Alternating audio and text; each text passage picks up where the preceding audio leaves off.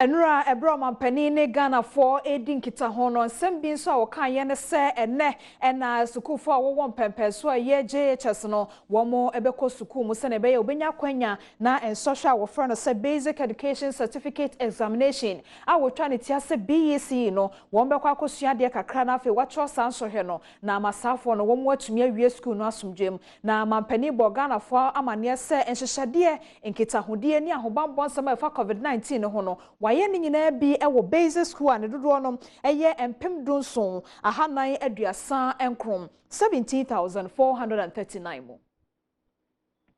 Ghana mampanyi na nadodankwa Akufo-Addo nhyiamudi a one Ghana fo di ye de toso dumiensa no odi tudwa se junior high school emofra wo ba bewie school be se mpem donson ahanan ne aduasa nkono ai wo man mu ene be hyase akọ school ene akotena se atwere won ensosha etwato kra esukufo be se mpem ahanum aduasa mienu ene be frifie akọ school de bia akọ won sohwe enipa be se mpem ahanson ene adunum ene ye hye kwan se obekọ junior high school ahodo a ewo oman mu ai mu mpem ahanum aduasa mienu eye junior high school fo a wo ba bewie school ene mu mpem ahanu ene dunwotwe enso ye wona echiade ne wona enchiade nyina a wona ebe hye ensohwe no so eka ho osade to dwa biem se wodi no apetipeti school ahodo ne nyina mu no wo hye kwan se PPEs ahodo nso obetimi ede akoma school no am wodi abo ho ban afri sayade ho.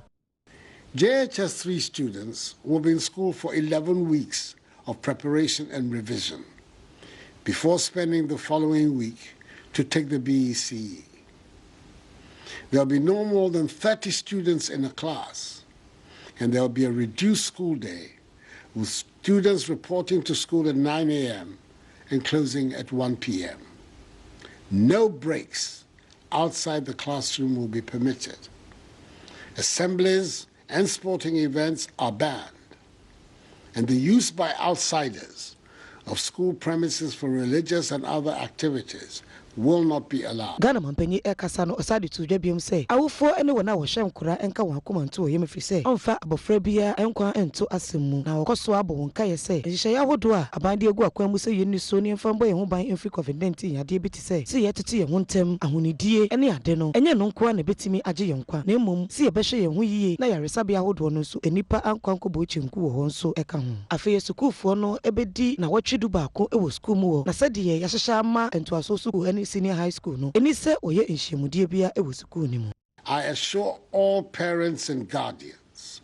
that government will not put the lives of 750,000 students, teachers and non-teaching staff who will be returning to school from tomorrow at risk. We've made all the required provisions to protect them whilst in school. It bears repeating, however, that they must all adhere strictly to enhanced personal hygiene and social distancing protocols, regularly wash their hands with soap under running water, refrain from shaking hands and hugging, and wear masks to protect themselves and others. Our survival, I repeat, is in our own hands, and together we can defeat this virus.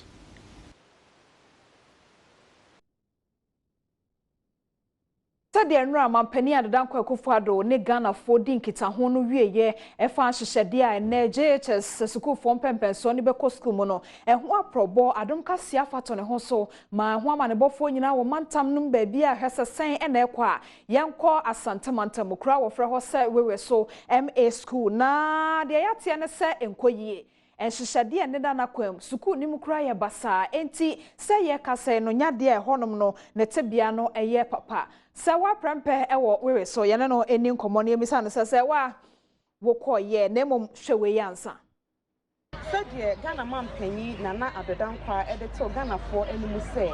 eye June da etoso aduonu nkono esukufo a wo JHS a wonre aso se wo tro ensohwe esese wo sanko wo chi no kosua de no wie school ni ntino Adom Kasee ede yakọ obo no ababedu Weweso ewo Kumase na ahaye MAJHS a esukufo a yehu omu eye JHS fo a wo betro ensohwe na ye ba ye no anwanwasam ne se school yi mu efupa na yenhu teacher ni ba akokran so e wa hanom na afei so ye a school fo ni bi ebe twetwe nkomo na ye bi so mo say so wo ba school no na enema ben na wo hwehwe senka wo du school hanom a obehu afei so ye headmaster owo school hanom ba for agiman enso ededi nkomo na ye bi sano entoto ya wode egu akwan mu e wo Weweso MA Chesa emo free aba school yi ode bebo mo ban enne mobile no na de na nkwamo hwehwe e wa hanom oh ya buy no me to my expectation de na ka say hu protective measures now Kasee say very cover ka something so before they share hands na sanitize and so back ya buy no ye hu share pictures of kanyom ni na so na aba ti na ya some stuff okay uhu ne say ene addition be koso ha na mobile hanom afuyi ya hanom aye basa nti wan kasa o student no won show it's red it's rubber you want yeah does Peter you ram classrooms na nkonyo ni na ye nhwehwe uhu ne say school na mo aye ready say mo be trade yeah more serious ye be ba ebe tinye sia de banya ntemsa e hihye nkonya ni we dia ebe tinye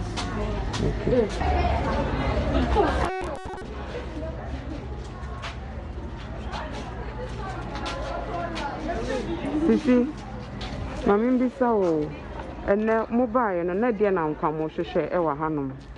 oh ya buy no me to my expectation de na ka say hu protective measures now Kasee say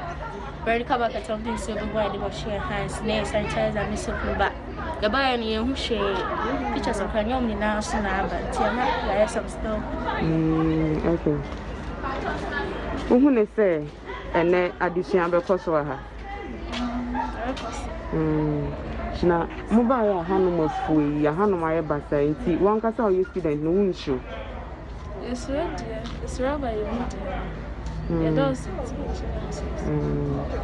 Peter you ram classrooms na nkonyo ni na ye nhwehwe uhu ne say school na mo aye ready say mo be trade yeah more serious ye be ba ebe tinye sia de banya ntemsa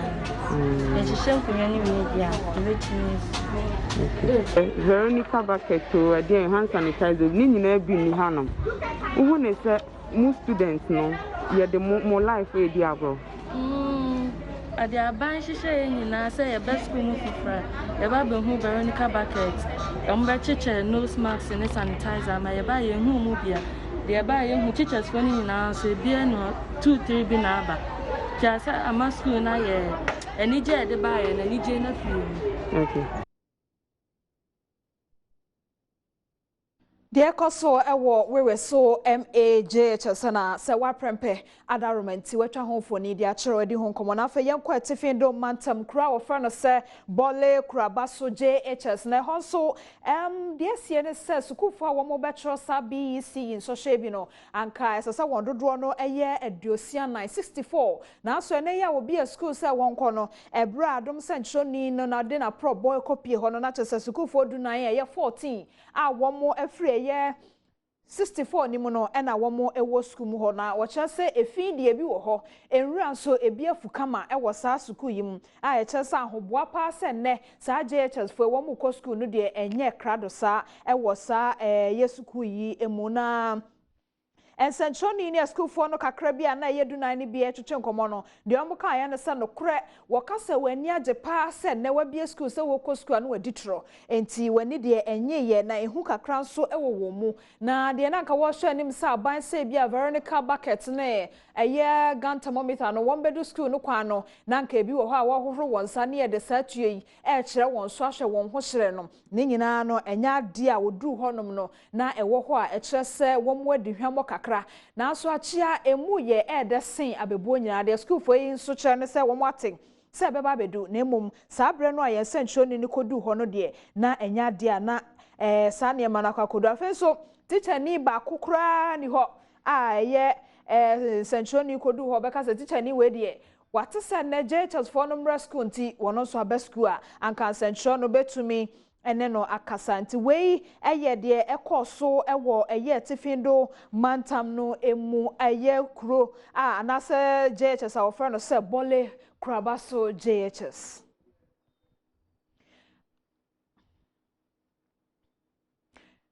Abusia afe yemfi etifido mantam na yenko enkwanta south enso wo oti mantam nim na obrempomba enso de na mane bono anase na pro bono kopie eye sampotem honom no chese school fo no bi wo honom a wapamo won se won kofie fri se ebra wo mo eba school no na nose mask no ebi enhye won.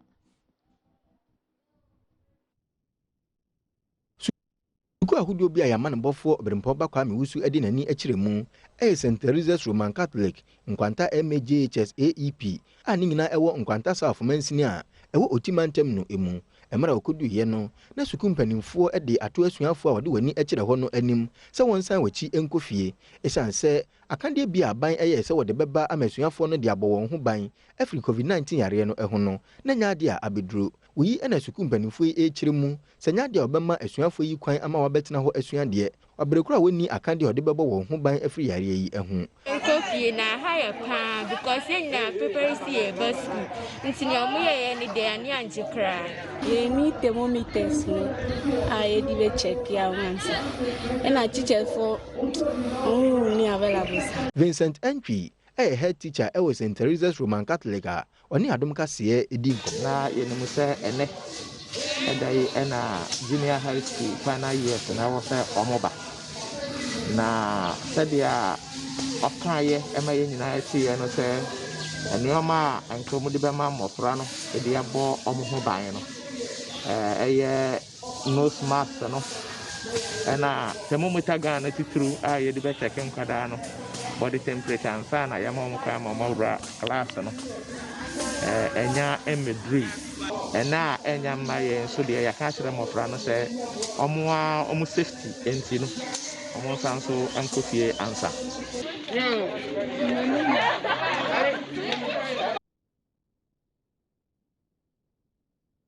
Enti na cho se enkwanta south oti mantam nim de school fo no bi bomode se won beko school ni mu makade na emedu ye nti won awa ho bambon se monti won nkofie abusia me gyan no so na fe me twa me ho sima kakra bi me sro twɛn me basisia